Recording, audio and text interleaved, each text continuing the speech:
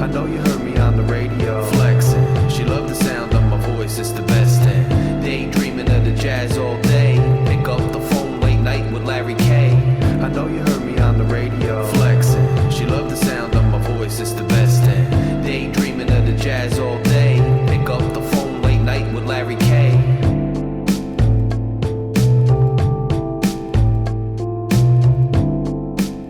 Scarlet Faithful, Rutgers Scarlet Knights basketball fans, welcome to another edition of Night Watch. I apologize, number one, that I wasn't able to get you a Night Watch episode the night of our victory against Penn State, but going to the game and then getting home and dealing with other things I got to deal with, you know, it's a little bit tough sometimes to get a video in on time, although I do strive to do that for you. I did hit Destination Dogs before the game. I hope you liked that little video. If you haven't checked it out yet, go ahead and check it out. I'm still learning some of the tricks of the trade with video editing and whatnot, so I thought it'd be a fun project to try to start to learn those things. Expect more of them about my tailgating down at the football games, and we have a really wonderful tailgate. It'll be fun to kind of do a video on that. And, you know, different other spots I like in New Brunswick and whatnot, just to keep people entertained and show the whole community that there is to Rutgers athletics. I think it's a vibrant community that not enough people know about, but a lot do, especially in the state of New Jersey and adjoining in New York and Pennsylvania. But, guys, look, a huge win, a needed win, a great win. It's always nice when you beat your rival from right over there to the west. By the way, just quick, if you guys haven't done so yet, if you're enjoying the content, if you're a Rutgers sports fan or a Big Ten sports fan, click subscribe right here. 2 seconds, not even a millisecond to click subscribe, and it helps the channel grow. It's been growing. Welcome to all our new members. Thank you so much for joining the channel, and we will continue to create content, and it will keep getting bigger and bigger in terms of content, in terms of discussion, in terms of collaboration, in terms of interaction, etc. as the channel grows. So it's much appreciated when you subscribe. Let's talk about the game, though. Excellent crowd, and I made the mistake of spending a little bit too much time at Destination Dogs because, you know, early in the season, we're playing teams that don't draw as much. And then when we started our Big Ten schedule during holiday break, a lot of students weren't there. So not only were the students not necessarily flooding the student section at the game or flooding the area waiting for tickets, but there also weren't a ton of students' cars in the back lot there. So I made the mistake of waiting a little bit too long to start heading towards the arena, and there was traffic everywhere. From what I understand, the student line for tickets was all the way around the diner there. The parking lot was just packed. There were no spots by the time I got there. I had to cross the little road and go to the overflow lot. But honestly, I recommend the overflow lot when you can get there because getting out was much easier. You're right by that little access road and took some back roads right back into downtown New Brunswick, and it wasn't bad at all. So, just crazy though. Crazy crowd.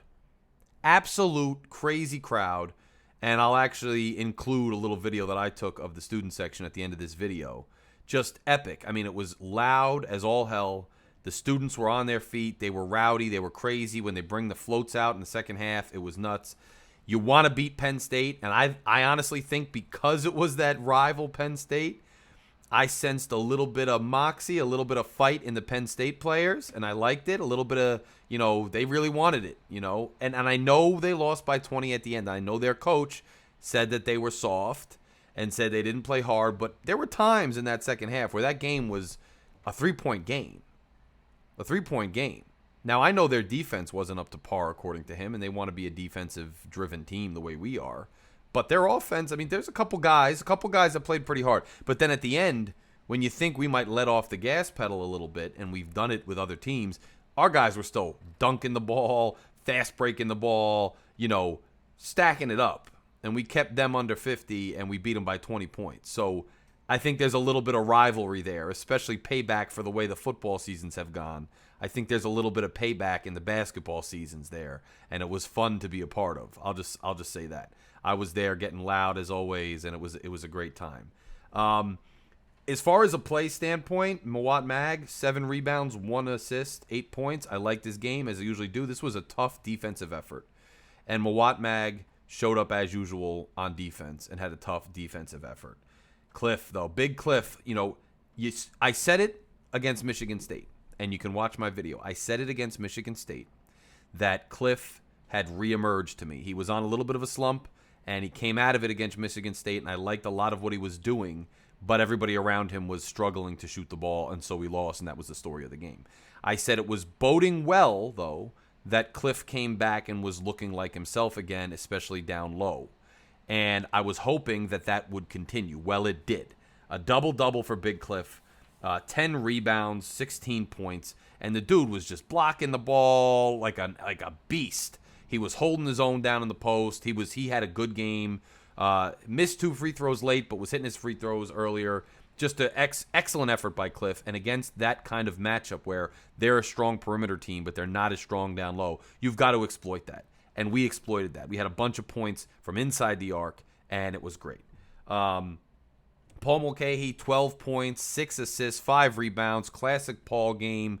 It was fun to watch. There were a couple times when Penn State started to get closer, and I've been saying this all year, I'll keep saying it, where Paul kind of put the offense on his back, backed them down, and made something happen, either passing the ball to somebody who could get a shot in or doing some really beautiful, nifty little moves under the basket. And when those are rolling in for Paul, and he can do those underhanded lay-ins and things, and he gets the ball with some friendly bounces, I mean, it's a pretty thing to watch, and he played well. Caleb McConnell, 7 rebounds, 2 assists, 10 points. I thought his inside the arc game when he got the ball and shot it was nice. His defense held up. I think we saw him again with some of these offensive struggles. He's got to not play hero ball a little bit, and we talked about this last game against Michigan State.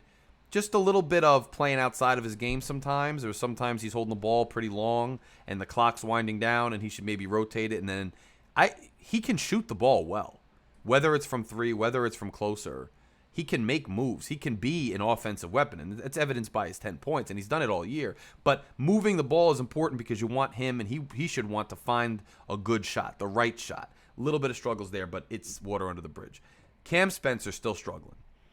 But we've seen what Cam Spencer can do this year. We've seen what Cam Spencer can be against elite competition. I'm not worried about Cam Spencer, but he continues to struggle. 6 rebounds, though, 2 assists, and 3 points. Only 3 points, which I think was the 3 he hit. Struggling to shoot the ball. And in this game, he was struggling a little bit defensively, which led to him sitting most of the end of the second half, which I thought was the right move. You had Andre Hyatt with 14 points, 2 assists, and 4 rebounds. And his 14 points, they couldn't have come at a better time. Down the stretch in the second half, he's just lighting it up. Absolutely lighting it up. And he hits 2 threes in a row, and then he makes the beautiful move. And remember I said in the last video, what is with Andre Hyatt and making layups like he's got to be in the gym? I loved how he made the move, got deep, got to the rim, and instead of trying to even lay it up, he just slams it. He's like, you know what? I'm not taking any chances. I'm putting this thing down. And he flushed it, and boom, that started his little run. We needed his run. His runs really, when they caught up, and they were caught up to around 3-point difference, he really was able to expand it to 10, and then we never looked back. Andre Hyatt is one of the better 6 men in the league, but like every player on this team, sometimes he has slumps, and he had them the last couple games. But here he is. He's back. And when Spencer was struggling, Hyatt stepped up offensively, which was a huge boost to the team. Notable minutes for Jalen Miller, which I thought I liked.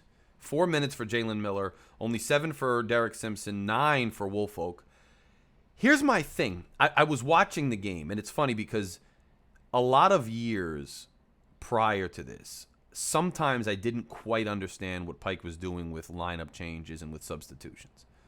Not all the time, but sometimes I was a little confused.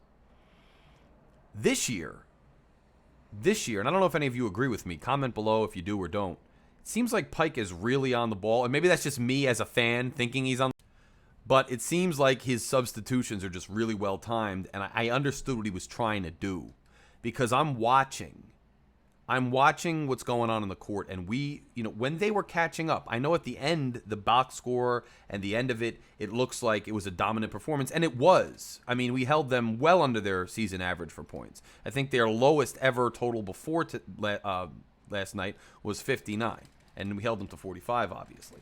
But there was, at the end, I mean, that kid Pickett, Funk and Lundy, man, they were playing well, and especially Pickett. I thought we saw a lot of kind of Paul Mulcahy's game in Pickett. He was backing up whoever was guarding him down low, turning around and hitting fadeaway and turnaround jumpers, and he was hitting them consistently every time. And what I noticed was we were struggling somewhat to guard these guys off the dribble, and it's interesting because overall it's a great defensive performance, right? But it was also partially because of our ability to constantly and consistently rapidly recover, which has been missing against some of these more perimeter shooting teams. It was missing against Michigan State, and they were just on fire. And it was definitely missing against Iowa at home. So we were able to recover and close out a lot and prevent Penn State from getting a lot of points, but mostly we were also way out rebounding them and stopping them from getting second chance points. I believe they had no second chance points, which when we struggle, it's usually when another team's getting second chance points too, because our defense is so good and relentless, but you give them a fresh clock, it's hard to stop. But I understood what he was doing. Pike put Miller in to try to give more defense on the perimeter because guys were getting beat off the dribble, which was causing problems we had to recover. And, you know, you saw guys like Miller go in for that reason. You saw Spencer, who's honestly a good defender. But Spencer struggled a bit, and he got pulled. And Hyatt went in because Hyatt's offense was much better, and Hyatt was holding his own as best he could on the defensive end. But I saw a lot of our guys, even our better guys, you know, somewhat get juked and get beat. Penn State was playing hard, and they really wanted it. So Miller got minutes, I thought, more for defense, but he then struggled a little bit on both ends of the floor. It's what happens when you don't have a lot of reps, and he eventually sat again. But I liked what Pike was trying to do. I understood what he was trying to do. And other than those guys getting some reps, though, it was a tight bench. It was a tight bench, tight lineup, and tight rotation, I think they say. And I understand why. Okay, and had we loosened it up any more than that, or had we failed to keep our starters coming back in, playing the bulk of the minutes, I think we could have risked going down in that game. And even because Hyatt was more of a plus than Cam in that particular game, had we put Cam in too much at the end instead of Hyatt, we might have struggled. So I understood Pike seemed to have his finger on the pulse of the game and did what he had to do, and that was interesting as well. But Penn State field goal totals, 33%, 18 for 54, just not good enough. Not going to win games that way. Rutgers was 23 of 50 for 46%. I'll take that. Only 4 for 13 on three-pointers, shooting 30% though. So, you know, when you're getting decent looks and you sink 4 of them, and especially because Hyatt sunk 2 of those 4 at a really opportune time, and if you're playing defense as well as we were and dominating on the boards, you can win games that way. And that's right in kind of maybe our strike zone especially when Cam's not hot. That's where we were.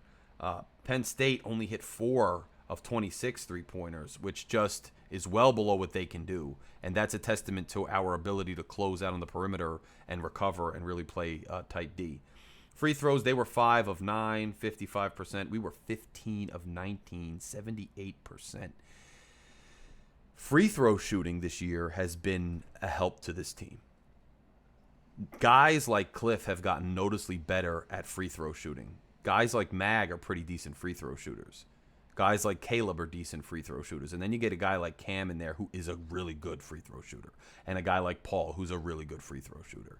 And now all of a sudden you see your overall percentage going up. And this year, there's been a few outlier games where you're frustrated about the calls. But for the most part, with this team and this balanced effort, we've gotten evenly called games and we've wound up going to the foul line and going to the free throw line later in games and later in halves where we've had to make some clutch free throws to stay in the lead or to stay coming back or to maintain the balance of the game. And we've been able to do it, which we have not always been able to do. So it's nice to see that we've done that. 5 blocks for us, only 1 for them. Total rebounds, we had 43. They had 26. Well, we had twice as many rebounds overall as them. Offensive rebounds, we had 7. They only had 3. So that's huge. We had 9 turnovers. They had 7. We had 5 steals. They had 5. So plenty of things that went into it. Now, other than that, you know, just a good game all around and a great atmosphere. So look, we're keeping pace in the Big Ten, and we're doing more than keeping pace. We're in second place, solely in sole possession of second place now. And it's a beautiful thing. And Purdue is the only team ahead of us, which, by the way, their only loss was to us. The truth is, despite the fact that we're in sole position of second place, it's a tight league. There's so much parity. Most of the teams tied for third place are only a half a game behind us. And then you have teams that are one full game behind us in fourth place. And then you have in fifth place and, 2 games. It's all very, very tight. So you don't take anything for granted in this league. You can't take anything for granted in this league. You got to keep pounding nails. You got to keep chipping away and take it one game at a time. There is really no other way to look at this league. You cannot get any bit ahead of yourself in this league. You just can't. Any team on any night can kick you in the mouth. This is like an NFL league where it's just parity everywhere. And any given night you could lose. At home, on the road, doesn't matter. Injured players, all of a sudden some seventh man emerges and destroys you. You don't know. So we got a road trip to Iowa Sunday. It's a tough game. Iowa just dominated us last time at home by just dominating with perimeter shots. Absolutely dominating with perimeter shots. And so, it's going to be a tough test to go on the road and win. But if we could string 2 wins together again, we could start to set ourselves apart from the pack. Nonetheless, look, the season's trajectory is on a great pace. And let's just continue to do it. We got to absorb a couple more tough games. And we only got a couple more home games, but you got some favorable matchups after the next couple, which are really tough. And after that, you got some good matchups. Let's position ourselves for a good seed in the Big Ten tournament. Let's make a run. Let's win that thing. We'll see. And let's get into the dance. It's all right in front of us, and I love the potential of this team. And I hope we start clicking on all cylinders going into March. That would be beautiful. So another tough winter month ahead for us. But let's keep it going. Let's not get down. We're going to lose another game. I'm telling you right now. I don't know who. We're going to lose one, though. But let's not get down. This team has shown the ability to be resilient. This team, knock on wood, has not, I'm not even going to say anything. But this team has played well. So, guys, if you haven't done so yet, smash subscribe. Hit it right there. Hit the like button. Again, I'm sorry for the delay on the video, but I'll talk to everybody very soon. Go RU. Talk to you.